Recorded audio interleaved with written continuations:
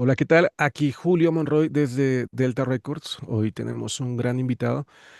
Es un productor, músico, bueno, va a estar increíble este live. Recuerden que va a estar en inglés y vamos a tener subtítulos en español. Entonces, comenzamos. I can't understand it. Hi, Ken. How are you? Hey man, how you doing? Good to see you. Good to see you again. Oh, You see cool. my faithful. Yeah, This is yeah. this is Lily. Lily? Yep. Wow. Hi, Lily. She's always Beautiful. got to get in the shot. Okay, I have my dog here. She's Oh yeah, behind me. She's sleeping too. yeah. She- There she- you go, her name is Lola. and Lona. Lola and Hola, Lily. Lily. Oh, wow. Thank you. Thank you, Ken, for accepting the invitation. Thank you for, Well, this should be fun. I hope. yeah, yeah, of As I course. said, I like talking about myself, as my wife would agree. All right, I'm gonna put Lily down. And we are here with David Sikar. Hey, Sik, how are you? Hi everyone, welcome to this new episode of Producing with Julio Monroy. Ken, it's a huge honor to have you here with us. Thank you so much for doing this live stream with us. For the people watching, remember you can send us questions through the platform on which you are watching, and I will communicate them to Julio and Ken. I leave you with the conversation. Hi, David. Nice to see you. Nice to see you too. Thank you. Thank you, Ken. Thank you, David. Well, Ken, we have like only one mandatory question here, and we want to know how did you begin in this audio and this music industry world? It's pretty easy. I was going to school. My mom and dad wanted me to be a lawyer, and didn't know what I wanted to do, so I said, sure, that's fine. But somewhere along the line, I worked for a law office, and I realized it's not what I wanted to do. So I took up playing guitar and started writing songs, and eventually I bought some tape recorders and made a little business out of car stereo tapes. Wow.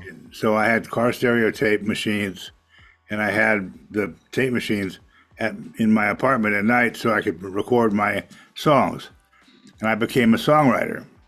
Mm-hmm. So I decided to move to Los Angeles and get a job in a recording studio and learn how to record and become a star at night and record all my hits in the studio off hours. So that's what happened. I just didn't realize that I was going to fall in love with the recording aspect of it. The first Recording in progress. Wow. one of the first groups I worked with was Crosby, Stills and Nash, and Okay. I realized that I was completely no talent compared to them. So I decided to leave the music business and well learn to engineer, and so I worked with a number of big time engineers, and I copied a lot of what they did. I wrote notes down, and I learned to be an engineer. I learned to use my ears. So Okay.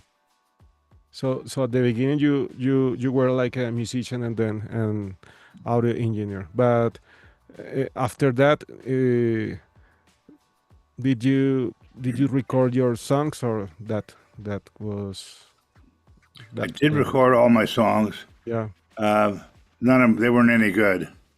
Uh, then I started working with different artists. I worked with Paul McCartney. A studio I got a job at was a studio called Wally Hyder's, and their specialty was they had a big remote truck, and they would do location recordings. Okay. And then, when I moved to LA, I decided to try to get a job with the record companies. And everybody told me, you don't want a job with a record company, Ken. You want a job with Hyder's because Hyder's records all the best live bands. And the only people that record usually is live bands, or big time bands. So I got a job with Hyder's, and I started working with T-Rex and, like I said, Crosby, Stills and Nash and Fifth Dimension, and I really got a great education watching these super excellent engineer producers do their tricks. So I stole every trick that they had. When I started recording, I just used all these tricks. I had a notebook of how to patch limiters and what to do, how do you make a vocal, and the mic position, and anyway, so it just was fun for me. And then eventually I got a job. Fleetwood Mac came in and had recorded a live TV show, and they asked for the rock engineer. That was me. So I got to work with Fleetwood, and I mixed their radio show. And anyway, I just hit it off really great with the band. I think the important thing was I wasn't under pressure. I wasn't nervous. I was just doing their show. And so when they came to picking who was the engineer that was going to do the record, they thought, well, Ken was so calm about everything, and everybody else was so nervous when they were working with Fleetwood, that they thought, well, Ken's great. He's great being calm, and we want to work with him. So my position at the recording facility just made it easy for me to make them feel comfortable. So that's what I did. Oh. And then Fleetwood Mac asked me to come up north to Northern California to record their album with them. And so I drove up there, and I brought my dog with me, not this dog. Yeah. But there's a dog in the picture. Is right. a dog? Yeah. Okay. Can you check the picture? There's a dog. Is that your dog, or? His name is Scooter. Oh. He's on the cover of the Tusk album, also, along with my foot. Mm. Stevie was supposed to have the second album cover, and they thought it was so cute of my dog biting my shoelaces that they put that on the cover. They kicked Stevie off the cover, and she was always pissed at me and pissed at my dog that we stole her album cover. So. Wow, yeah, dogs are amazing. Do you have the picture of the Tusk cover? We're going to search them. Well, your dog. So, you love dogs? We love dogs here too. Oh, yeah. Yeah, they are so amazing. Well, Ken, and what did your family said when when you became an audio engineer instead a lawyer? Well, it's a funny thing. I had long hair and a beard, and so my grandfather, who thought he could get me a job with the governor's office, he was insulted that I didn't get a job as a lawyer, until Fleetwood Mac had the big record, and in the Wall Street Journal, the financial newspaper of the United States, he saw that Ken Caillat was working with Fleetwood Mac and had broken records, and with Rumours of Broken Records. So my grandfather was my boy. That's my grandson. He suddenly was proud of me that I made it into his favorite financial newspaper. Wow. Well, that's a good story. When my family want me to be an engineer of computers, but I love music. David Sicard he's an architect, but he loves music too. Mm-hmm. So I'm actually an architect, yeah, but then I just quit, like ending the career. I was at the 7th semester. I was missing like 2 semesters more, but I decided just to quit. My family was really supportive though. They told there me you to go. quit. Yeah. That's my foot and my dog. Yeah. Wow. I'm gonna put it on the stream. Give me a sec. That's great. Yeah, please put it, David. Yeah, Stevie was so mad at me for that picture. And Why? I said, Stevie, I didn't have anything to do with it. The photographer took the picture and the band liked it. She was imagining she was going to be standing up there, with Mick in the famous pose. She thought that was going to be her. So she always said, "Ken, I hate your dog." Thanks, Stevie. Beautiful dog. They are amazing. Well, Ken, this is a pretty interesting story with you because a few months ago, before the Pan American Audio Educators Conference, we were hearing with David some Fleetwood Mac's songs, yeah, like The Chain, Dreams, and then a few weeks later, we met you and we were like, wow, yeah, and I remember when we were in Sala de Audio and we were hearing the mixes in Dolby Atmos of the song The Chain, and it was everything. So we were talking about what was the most challenging moment during making that album, Rumours, for you. Well, that's a hard question. I mean, the thing about me, I thought, okay, Fleetwood Mac is they had done 11 albums before me, even though Stevie and Lindsay hadn't. They just had one. But I still thought I'm not a seasoned engineer at all, and I was worried about that. I thought whoever worked with Fleetwood Mac should be a great producer with track record. I thought I should be like David Foster or someone, and I thought I was inadequate to be their engineer. But in hindsight, looking back at it, that's exactly what they wanted. They didn't want some guy that had a bunch of opinions and that would boss them around. He wanted somebody who was maybe a little self-reflective and thinking like, well, I want to fit in with everybody else, and I need to make this record really good. And as you know, that the band was all breaking up. Each of the couplers were separating.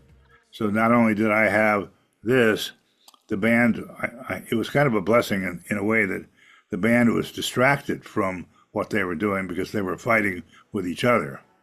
And my job was to kind of keep them showing up on time and not fighting and keep working. So as far as I didn't need to be David Foster, I just needed to be able to get good sounds and keep the show going, keep a schedule going every day. So that was maybe the most challenging, just keeping the schedule going every day, keeping the morale up, keeping them from not, as they discovered alcohol and drugs, keeping them from not doing cocaine, which, if you've ever known anybody who likes cocaine, it's hard not to get them to stop. But they used to do these things called transcensions, which meant they could take off their working hat and we could stay up late, they could do drugs, they could do some coke, they could do booze, and they could jam and just do this. Everybody jamming, and it was just called a transcension. So they would do it, and I would go, no transcensions, because it's going to go too late. We never accomplish anything. Never once do we get a good recording that was good. So I would just have to put my foot down and say, you guys need to come back in. We need to leave early and come in early for tomorrow. And I know it's not exactly musical history here, but that's what I had to do. Well, it seems pretty difficult because when we think about recording, we think maybe about production, music, and everything, but it seems there were a lot of tension in that moment, right? And deal with that and of all the create great songs. I think that's pretty hard. So, do you think that those moments of tension could help or to create great songs? I do. I think it helped to make everybody more aware of what they were doing. And after a few days, I remember Stevie talked to her manager and who back in LA, and he said, "Just want you to know, Stevie, that the album you just did, which was called the White Album with Rhiannon on it and Monday Morning," he said that record is still climbing the charts, and it looks like it's going to be a hit. He said, "Stevie, if you can make this record that you're starting now, which became Rumours, as good as that record," he says, "I promise you, you'll never have to work again." He said, "You'll never have to work again." And she said, "That's good because I don't want to be a cleaning lady." So what she did is when the previous album, Stevie cleaned houses for people to have some money for her and Lindsay who are living together. So that was her motive, just to. So she said, let's make a promise. We all know we're breaking up. Let's not let this breakup stop the recording. Let's move ahead and make a good record. So the whole next 9 months, they just focused on making the record. And that's why I wrote my book, Making Rumours, this thing here, because I thought it was what a great American story, what a great human story of we're gonna, even though our hearts are breaking, we're going to make this record. We're gonna do it. We're not gonna be just distracted from making a hit record. And I remember I said, "Here's a toast to getting a Grammy on this record," and we did. So Yeah. I mean, it was just weird the way it worked out. Again, all I had to do is get great sounds. Yeah. Yes, this book, right? Yeah. You have that book in your hand, maybe? I saw Yeah. it. Well, it's not that picture, but Okay. Wow. Amazing, amazing, amazing. so I got this picture from Herbie Worthington, who's the photographer who shot that album cover picture. So Yeah. Yeah. Well, and I think that making Rumors, it was maybe a complicated situation, but it was an album that was very successful. So, do you think that, for example, a song of Rumors wouldn't work, and then the song ended up being a hit? yeah, I didn't think any of them were any good. Really? Well, you have to think about when they started. Like when Lindsay started, everything was written in the studio, so we didn't hear the final production right off the bat. Like Lindsay for Go Your Own Way, he was playing an acoustic guitar, and he says, "Here's my song, Grow Your Own Way," and it goes, and he started playing on acoustic guitar very hard, so hard that he broke his string while he was playing. But he was screaming, and his veins were popping out of his neck while he was screaming, "You can go your own way." It was just awful, and it's like I couldn't see how that was going to become a hit. But 12 months of working with it, we made it into a hit. Like, you know the story of The Chain? I think I told you guys. So Fleetwood Mac's The Chain, that was the first song we ever recorded in the studio. And that was originally called Keep Me There. It was Christine's song, it was Keep Me There, and it really wasn't a very good song. It had a weak chorus, but the only thing she had in there was a breakdown after the second solo, after the second verse, I think, and where she said, where there was a break, and John McVie played bum bum bum bum bum bum bum bum bum, and Lindsay got all excited and started playing a guitar solo after that, and so Lindsay jumped in on this guitar solo, and Mick Fleetwood got excited because they were playing guitar solos. John was playing a strong bass. Mick started playing these tom fills that I think they all kind of realized at that one moment, that they are each catalysts for the other, and they could make this record sound good. So we did this whole guitar solo at the end of Keep Me There, and we kept that song around for 10 months while we worked on the rest of the songs. And then the last couple days, we decided to pull that one out and try to see if we could save it. Lindsay said that he had a new idea. He wanted to put a kick drum and a dobro in on the verse of Keep Me There. And so we erased the verse and put this kick drum, bum, ba bum, ba bum, boom, boom. Just the whole intro of the chain. And so we replaced every note up until that beginning of the solo, the bass solo. And so suddenly we had this new improved verse, new improved chorus, and then we had to have some new vocals for it. And so the band, this is the last song we worked on, wrote all new lyrics for the chain, and it's the first song that we started, the last one we ended, and it's the only song that all the band members have copyright. They're on the copyright.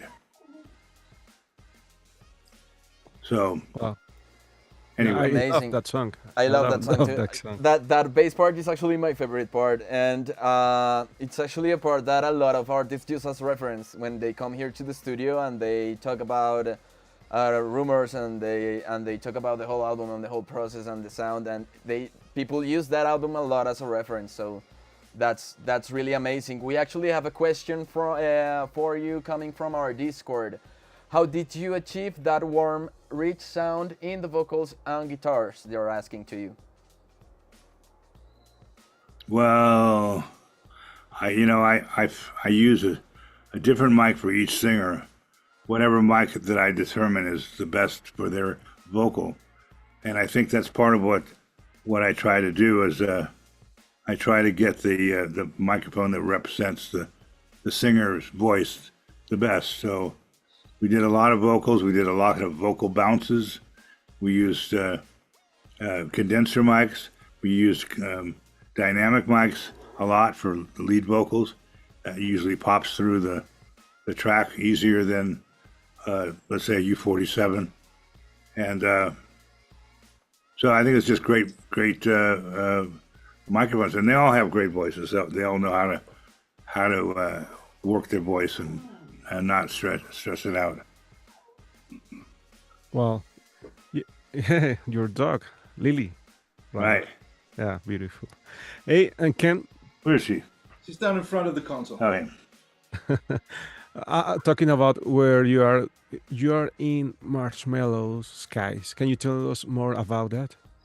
Sure. This studio, Klaus Trelby and myself started this studio 2.5 years ago. We started right as the immersive audio phenomena came around.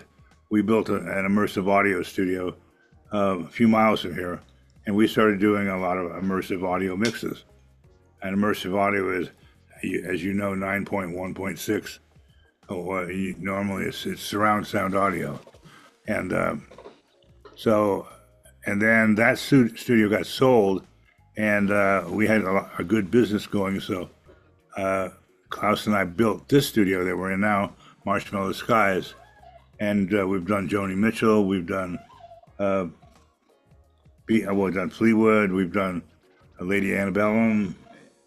Wow. Yeah, we've done a lot of things. So, and now that Google's getting into the game of immersive audio, we're starting to do immersive audio for YouTube and Google. And Really? It's called Eclipsa. Wow. Can you tell us more about it? It's the same format, right? Do it? Huh? Do you want me to do it? Yeah. Yeah, I'm gonna of course. squeeze into the picture here. Come on, Klaus. Hey guys. Hey. Yeah, so we've been working directly with Google for the last 6 months on developing the plugin for Pro Tools and the format called Eclipse. It's based on an open source IAMF format, and it's essentially a multi-channel distribution. So like immersive music is immersive music. Dolby Atmos is a red car, DTSX is a blue car, and Eclipse is a green car. It's just a delivery vehicle. But it is the delivery vehicle that YouTube is going with. And we're going to have the first hardware for playback, etc. here as well at the studio. So you'll be able to play on your TV and your soundbar and get immersive audio from YouTube. Wow, that's great because we have a search in the internet about that, how to play immersive audio on YouTube, but right now it's not possible. But with Eclipse, it will be possible, right? Right. Yes, absolutely. And it's full. I mean, it's. I think the maximum channel count is 714. Okay. And future generations will probably go channel count up to 916. Okay, and when you mix, you have to do it in the renderer, or there will be another software. It's a plugin, right? Okay. So I'm mixing Pro Tools. We mix in Pro Tools, and so just like you have a Dolby Atmos renderer plugin essentially built into Pro Tools, there's a plugin for Eclipse. Just like there's for Sony 360 and other formats. But our immersive mix lives in Pro Tools, so that always stays the same. We mix through the Pro Tools buzzing. Oh, great! And now that you are here, Klaus and Ken, how did you meet? How did you meet? I was Ken's assistant 25 years ago, actually closer to 30 years ago. Wow. Yeah. Well, We met at the Complex Studios, where Earth, Wind and Fire was recorded. It was George Massenberg's old studio. I was an engineer there. Ken was a client. And I think the first thing we did was a 5.1 surround sound mix. Brian Wilson, right? Yeah, I think it was, yeah. So, yeah, and then I've been his chief engineer in different companies along the way. And yeah, we've been working together for a while now. and you mix the Fleetwood Mac versions in Dolby Atmos, right? Not the ones that are streaming. We are mixing a special pool for a special release called the Ken Caillat Specials, where we are using, so the ones you have heard that I played for you, that's our mixes, obviously. Lindsay's engineer mixed the ones that are streaming on Apple Music right now. Ah, okay.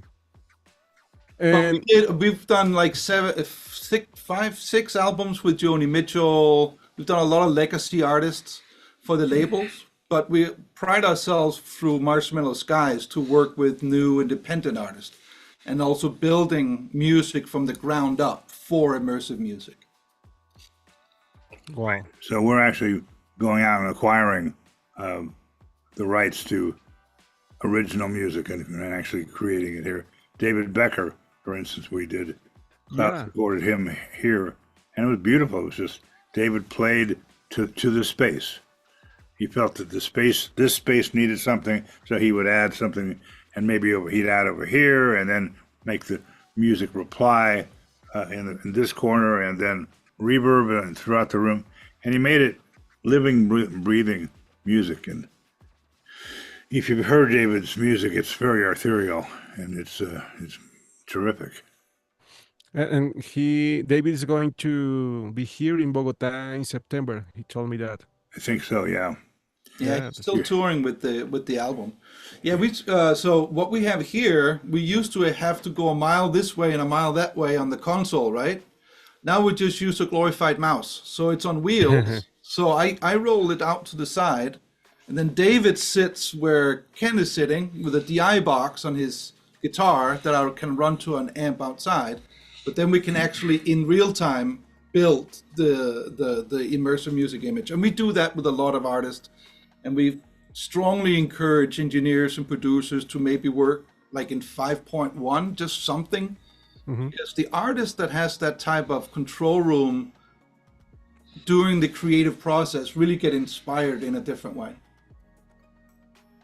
Yeah, well, yeah, I remember that live stream with David, and it was amazing. He played guitar for us, and it's very, very talented. And I'm seeing that at the right, can you put them, David, or just them? It says Artist Max. Can you tell us more about it?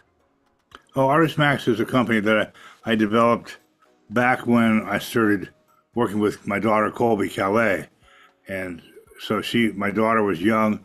She got basically hired by a record label to go on the road with the Goo Goo Dolls, and she right out of her hometown, she hadn't rehearsed, and so I found that she was very nervous to be an artist, and we needed to train her quickly to be comfortable on stage and to enjoy her. She would get so nervous that she couldn't breathe, and she would sing where she would run out of air and kind of stutter. And we brought professional coaches along on the road with her, with the Goo Goo Dolls, and we did real-time training for her. So we had someone talk to her. So Artist Max is an artist development program where we give the artist the tools to become a star, and they can do it with training and coaching. Kind of like maybe the Voice has, you go into the Voice and they train the artists there. So that's what we do. We have an actual live action artist development. We have vocal coaches, we have choreographers, we have songwriters coaches, we have publishing lawyers, we cover the whole thing. It's kind of like musician boot camp. Right.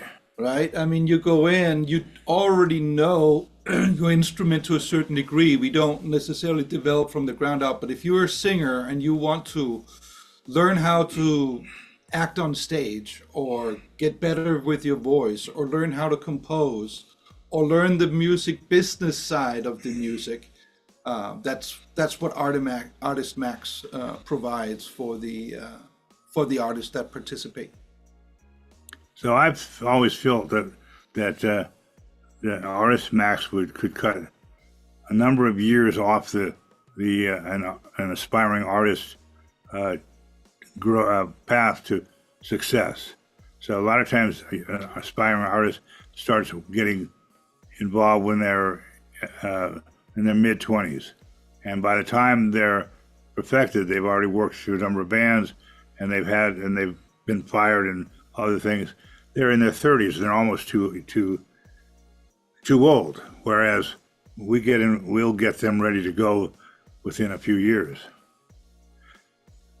So it's a great thing for artists to learn to shortcut. Yeah.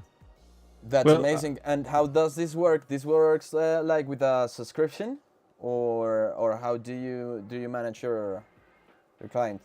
Some people come in and they take like 3 months of classes, and they'll come in with us and they'll do songwriting. They'll get a video and they get a video after the end of their project, so they get to learn what they're doing, and they can watch. So yeah, it's a subscription. And I would also say, I mean, importantly, each artist gets their own deal, right? We figure out what each individual person needs. So everything gets tailored to them. And then they might participate and share a vocal coach, or they might have different people if there's different genres. So, so it's very much not a cookie cutter. It's very individualized to the individual artist. Yes, I have one of I'm most proud of a student that she's a 40-year-old cancer surgeon. She has actually in a surgery room, cutting cancer out of people's bodies. And she was doing some work with me, and she realized who my daughter was, and we started talking about her singing. And I said, you gotta come to Artist Max. And she's actually now, we're going to be recording on July 5th or August 30th with her here.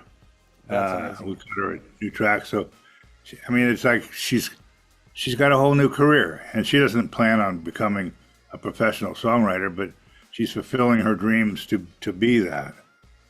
So, Artist Max, I guess, is where you come to fulfill your dreams. Yeah, That's amazing. That's amazing. I like that. And that's a really amazing story, and that's a really amazing mission as well. We actually have a couple more community questions. They're asking you, how do you define a great music production from today compared to a great music production from the 1970s? Well, Wow. The 1970s, let's talk about what was good then. That all the musicians would write some really creative parts. And what you don't hear very much is good background parts, good harmony parts. They seem to be very one-sided. I feel like part of that's the fault of music today. The musicians don't stay in the studio, and they don't normally work with each other. And in my experience, there's a lot of musicians are in the studio. Most of the people in the control room can't even play their instrument.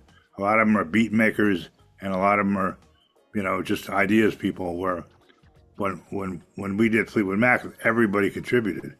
We all stood in the studio, and they all said, "Okay, how's this feel?"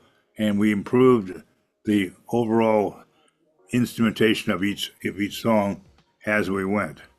So I think there's a lot more creative thought process back going on there, and great individuality too. It's always great to have great individuals, and there's no doubt that a band like Fleetwood Mac is a collection of great individuals. But there's also a lot to be said for pulling those individuals together as a group. That collection of knowledge really create something extra, right? There's nothing wrong with engineers, producers who produces a full MIDI track or sample track and works with an artist. I think the difference, not to put words in Ken's mouth, is that nowadays there's a heavy weight on the individual singer with an engineer producer behind them versus a band that produces a song. They both produce music. It's just a very, very different process. And I think and in the 70s, loose was good. Groove was good. Today, a lot of people want it right on the bar, right on the beat, right? Loose is not always good. And it's just a different approach. I wouldn't say one is better or worse than the other than it's a very different approach, and it creates for a very different creativity in the process. But go on, Sig. But do you think, for example, this type of dynamic change when creating and producing a song is linked, for example, with the technology evolution in music recording? For example, back then you actually needed a huge team and a lot of people working on one record, but nowadays a single person can actually make music on its own computer. What do you think, for example, about this technological change? Well, I'll tell you, I was reminded recently of an interview I did a few years ago when I said that analog music back in my day slowed the whole process down, which was a good thing. For instance, we work on a song, and the song might be 4 minutes long, and we have a 20-pound reel of tape. And when we finished the song, we would hit rewind on the tape, and this tape would lumber its way back to the beginning. It might take, 2 or 3 minutes to get back to the top of the song. The whole time we're turning around to the artist saying, "What did you think of your vocal? What did you think of that chorus section? I liked what you did with the syncopation in the latter half of the chorus, blah, blah, blah." So we would all talk about what just happened. Whereas modern day, the engineer can just hit the space bar and the song starts again. So a lot of times I would have to say, don't hit the space bar. So I want to talk to the artist before he does another pass. I want him to learn and grow. So in a way, I think I recommend take your time and slow that recording process. It's not a race. I mean, maybe it is a race if you've got a lot of studio time. You don't want to get buried, but it's just time can be your enemy and your friend. Yeah, you could choose to use time as both as a friend, right? To learn and grow with it, like Ken say, live with it, breathe it.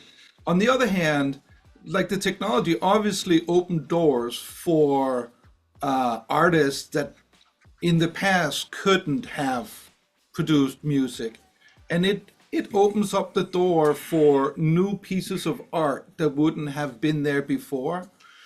But the technology with tuning and timing, I think unfortunately sells the artist short. They don't spend as much time actually working on their voice to get in tune, to be a good singer. It's one of the things I work with a lot of young engineers and producers and artists, and I say, take the time to actually learn how to sing. Don't record after auto-tune, record before auto-tune, so that you can hear what you're doing wrong, learn from your mistakes.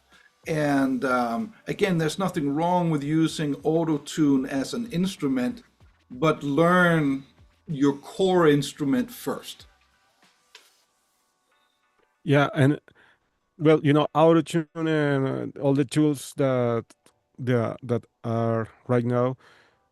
Well, you have to work in that, but now there's the uh, artificial intelligence, and now the people can, for example, say to an app, "Hey, I have this song and I have this melody. Now, can you create me a song in the Fleetwood Mac style, Rumours?" What do you think about that? I think it's a joke. Uh-huh. It's here. I We don't have know. to live with it, right? I don't know whether it can be the creative. I worked with Fleetwood Mac, and everything that we did inside that song was a creation of one of the musicians adding his point of view somewhere along the line. So the song was always humanly changing. So I don't want to sound like an idiot for saying, AI wouldn't do that, because I don't know what the AI could do. I'd sure like to see. I think the biggest challenge for AI, I mean, we have to embrace it. It's here. You can't stand here Yeah. and scream into the wind. There's no point. I will say that we use AI as a tool for audio separation and things like that in our workflow. As a creative tool, we don't, because, I mean, it's there. It helps people who want to put things quickly up on YouTube or otherwise, or create background music. Great. But AI can still, at least today, only imitate what already has been done. If it's stolen or not, that's a whole different discussion. But it can only imitate what is heard. Therefore, if we want to progress art forward, we do need humans to invent new art, if that makes sense. So, I mean, it's here, but there's no point finding it, but it's certainly not something that we utilize in our daily workflow. We try to create with artists from the ground up. That's kind of what we still stand for and want to promote. Yeah, Yeah, I'm waiting to see what AI does, but I haven't seen anything that. I mean, I've used AI on my word processor, and I can write a much better letter than it can. So I wait to seeing the proof.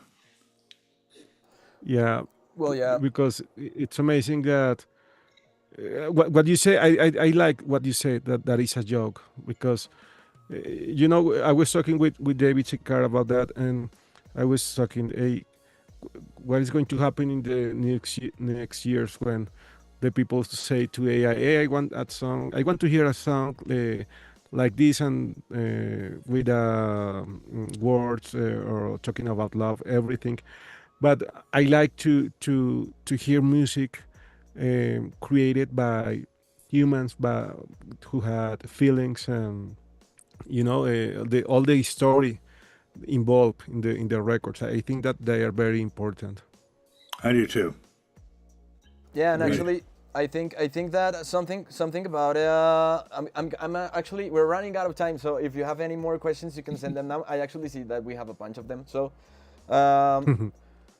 well, the thing with artistic purpose is that art actually comes also from experience, and something that it's really valuable about listening to music. It's the honesty behind the music. No, I think that honesty actually makes the music make sense, and AI doesn't have that. AI does not have experience, does not have honesty, because it's just replicating from what it has. So we have another And question. it's got no personality either. Exactly. It's got no ego, and I think maybe that the people's ego comes in when they start to feel something they're doing, creating really special. They get excited, and then it maybe gets more special. But I mean, I sound like an old guy by saying I don't know, but I'm open to it. I think humans. I still got to bet my bet on my friends, the humans. Yeah. Definitely. We have another question for you. What are your thoughts on Dolby Atmos and immersive audio formats? What do you say it again? What do you think about Dolby Atmos or in general immersive music? I love it. I mean, we just did, one of my favorite things we did. Joni Mitchell. We mixed her Court and Spark album, which was recorded originally by her in 1973, and it was a 16-track tape. So we had the drums, the bass were all spread out over 16 tracks on this reel-to-reel tape machine. So when Klaus and I took those 16 tracks, including that counted strings, that counted horns, that counted oboes, that counted the kick, snare, hi-hats, everything, the bass, all her vocals. So we were able to spread it around and fill every space in our control room with Joni, with pieces of Joni and reverbs, and it's to me it's very emotional. I feel like I'm sitting inside her brain when she did in 1973. She had to conceptualize. Okay, I've got stereo speakers here. What do I want to do with the piano? Should the piano be stereo? Should the oboe be what? But she had to. All her placement was in stereo perspective, and now we have the whole 360. Ken and I, we started with what I would say immersive music 20 years ago, when it was DVD audio and Super Audio CD in 5.1. And we have loved the idea of immersive music ever since. So there's no doubt we love it. It's the core of what we do. We obviously still mix stereo, and I would always make a dedicated stereo mix next to a Dolby Atmos mix as an example. But Dolby Atmos is just the vehicle. To us, the technology is really not what's driving the love of it. It's the fact that you have 3D audio, immersive audio, and then Dolby Atmos, DTS, Eclipse, Sony 360 becomes a transport vehicle to the listener. But look, we listen in 3D every day. We don't listen to our world from 2-point sources. And I think just being able to present any audio, but for us music, in a 360 environment, in an immersive environment, is really an experience. And now that you for $700 can get a sound bar in your living room with a couple of satellites behind you, it's democratized to the point that people can start getting the experience that we have in the studio. And there is no doubt the studio experience is superior, but the experience you get at home, the experience you'll get with Eclipse or Dolby Atmos or whatever it may be, really is something else. The problem is that most people listen to Dolby Atmos on headphones and therefore thinks that's it and don't really hear a difference. immersive audio really should be listened to in speakers. And now that we have sound bars, as an example, you can do it for a reasonable amount of money, as long as you have some physical satellites. Yeah, I would say as an invitation for anybody who's within 500 miles of my voice, come out here and knock on the door and bring us a cake or something, and we'll play you some immersive audio and you can hear it for free. Yeah, we have a theater here, a full Dolby Atmos theater where we can play both our music and movies and stuff like that. You know, you remember the car listen, we recorded on cassettes, and we would take our cassette to the car and we would listen to it. Oh, there it is. I do. And then that's how we knew things would translate to the real world. Today, our car listen is a sound bar and a home theater, so that we know what this will sound like. And I obviously have a set of headphones laying on the side. And by the way, not an expensive pair of headphones. A medium level good pair of headphones. These happens to be by KRK. But yeah, just standard headphones. That's what most people are listening in. If I spent $15,000 on a pair of headphones, I lose the translation to the real world. You know what I mean? Yeah. Can you show us those headphones? I was. Yeah, standard KRK studio headphones. Yeah. $120 or something like that. Wow. Nice. Yeah. They look pretty nice. Well, and so talking about that, do you think that now if you record a song or an album, how this format can change the game? So if you want to, for example, like David Becker, he recorded the album in thinking about Dolby Atmos, but if for example, you don't know if you're going to release your song in Dolby Atmos. How does that work? You can always cut stuff out. It's easy to cut stuff out. It's harder to record extra at the end. So I always say, look, if you're recording on your laptop or composing on your laptop, you're in your apartment on headphones, you're creating. If you're going into a studio to do overdubs and rebuild your tracks, as an example, try to go into a control room that has at least 5.1. Because the inspiration is, oh, let me double up this part. Let me double up my background. Let me triple my background, because all of a sudden you get inspired while you're creating your art, right? Rather than doing stereo all the way to the end, and then the record label says, oh, and you need a Dolby Atmos mix, and it becomes an afterthought. And by the way, you are required to deliver that.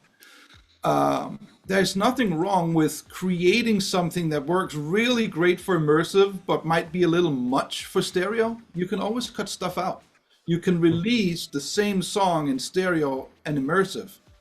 And we always do dedicated stereo and dedicated immersive. We don't let the immersive go all the way down to stereo as on distribution. So if you mix a song first in stereo and then Dolby Atmos, or first Dolby Atmos and then stereo? If we record it, if we work with the artist, I do immersive first, stereo second. But a lot of the time we have stuff that's already stereo. That comes to us, and then we mix it immersive for that artist or engineer. Okay. But we also always listen in a fold down mode.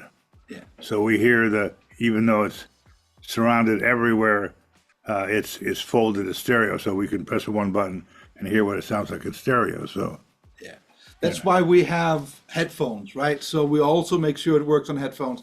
I work 80% in speakers and 20% on headphones. And headphones last, to make sure, because a lot of people listen on headphones. It has to work on headphones. And there are engineers, especially young engineers, that work Atmos mixing on headphones. And that's okay. It is part of the technology. But you should work then 80% on headphones and then 20% on speakers. You do need to take your immersive mix to a speaker, even if you just rent the studio for an hour or 2 hours, just to listen. You need, because headphones does not equal what you get on speakers, right? Yeah. Hence why we were talking about the real immersive experience is through a speaker system, even if it's just a sound bar. Yeah, that's right. The headphones are amazing, but you need the reflections, the walls, and everything. Yeah. Well, right. Ken and Klaus, we are running out of time. We have just only last one question, but first, David Sicard is going to tell us what is going to happen with this episode. Right. Yep, remember that you're gonna be able to re-listen to this episode on streaming platforms as a podcast. It's really simple. You just go to the platform on which you prefer to listen to podcast. You search for Produciendo con Julio Monroy, and you'll be able to find this episode and all the other episodes. Remember as well to join our Discord server, this amazing community where we can actually talk about music, technology, audio technology, recording. You can send us your music, your stuff, and well, it's just about chatting and sharing. We talk a lot about software, hardware, a lot of things. The QR code is going to show soon. That's the QR. And remember also to watch our last video about Split EQ. It's online on YouTube already, this amazing plugin. So please go ahead and watch this amazing YouTube video and get to know this amazing plugin that it's really, really, really useful. Thank you, David. Well, last questions for Ken and Klaus. We are going to end with this question. Can you give us an advice for the young people who wants to begin to work in this music industry world? I would certainly say learn to play an instrument, definitely handy. Learn to play an instrument and learn to write songs, because if you can write songs, then that's extra money in your pocket. Yes. Learn to play an instrument and get good at whatever you're doing. Yeah, so as an artist, obviously, there's a lot of singers that compose and just sing, but learn an instrument. Even if you are a singer, it's very good. And like Ken says, learn composition. And that, to a certain degree, goes for engineers and producers as well. Learn an instrument. It's good to have good instincts. It's good to have good ears. But it does help you understand the music you work with better if you can teach yourself an instrument. It doesn't mean you have to become the best guitarist in the world or the best piano player in the world, but learn to understand the fundamentals. It'll help you to talk to your musician. Yeah. You can talk about choruses and verses and all those aspects that need to be talked to on a one-to-one with a musician, if you can learn to do it. And again, if you can learn to write a song, that's important too. But learn to do something. I always get mad at engineers who sit in a chair and they only use their plugins. They use their EQ. I say get off the chair, get out there to the studio, and let's say listen to the musician, listen to his instrument. Maybe you can. There's a better place to mic his instrument than where you got it. That your assistant engineer set it up for you. So get involved. Yeah, and train your ear to what things sounds like in the real world. You can always fake it up. You can always blow it up. But learning what it sounds like in the real world, like Ken says, go out in the booth, put your ear up to the guitar, and you go, oh, this sounds really nice here. Maybe I put my microphone here. Right? Use your ears. Interact with your musicians. Thank you. Well, use your ears and play an instrument. That's amazing. And I want to thank you, Ken and Klaus, for this. It was pretty amazing for us. It's like, like a dream come true, because you have done a lot of music and work in music that we have heard when I was a teenager, so thank you for everything. And thank you, David Sicard, for being in the controls. My pleasure, Ken. Thank you. Thanks, guys. Thank you a lot for being Thank you here. very much, everyone. Mwah. We actually have a comment from Nigel Jones. I heard David Becker is coming to Colombia. Yes, we already announced that. And we have already talked about gravitationally bound. She was asking about gravitationally bound. We also have Juan Sebastián Burgos. He's saying hi to you. He's a Colombian producer as well. So, well, a lot of people connecting. Unfortunately, we run out of time. So, again, thank you. Thank you, Ken. Thank you, Klaus. Thank you, Julio, for creating these amazing spaces. This was a great episode. I loved it. And it was a huge, huge honor to be here with you. So, well, now I leave you with Julio Monroy. Take care. All right. Take care, guys. See ya. See you. Well, thank you. Thank you, everyone. It was amazing. Thank you, Ken, Klaus, Nitani, David. Are we still on? Yeah. No, I meant it's not broadcasting, right? Or are we broadcasting still? Yeah, we're still live. Yeah. Oh, okay. I thought you were like, okay, thank you, guys. No. We are closing the show. Yeah. Okay. Well, goodbye. Yeah. Well, thank you, everyone, and yeah, it was amazing. See you the next Wednesday. Okay. Take care. Thank you very much. Bye.